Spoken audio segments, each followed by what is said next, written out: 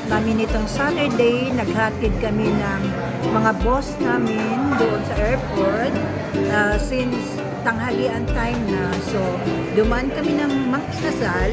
Dito na kami kumain ni Kuya Alvin. Ayan, papakita ko siya. Ayan, yan si Kuya Alvin.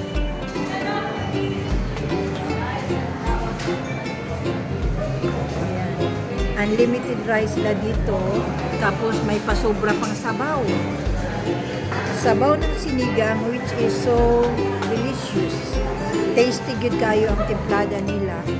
And then, gulaman lang ang in-order namin kasi na minsan lang kaming nakakainom ng gulaman. Mahirap naman kasi yung puro ng soft drinks.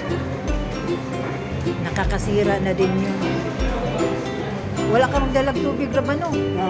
Nagdaka ako. Wala ko, hindi ako nakadala. Okay.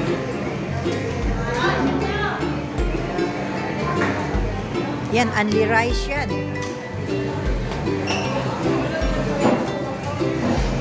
Picture yung ano nila.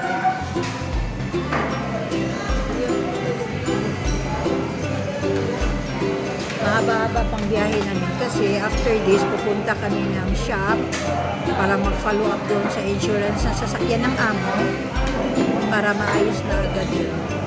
Since bakasyon naman kami, so we have time na ma-focus kami doon sa shop. Afterward, doon na naman kami sa paghahanap ng condo unit dahil paparenovate yung amo ko sa kanyang unit. So, need kong maghanap ng iba para doon muna kami mag-stay. While the renovation is ongoing.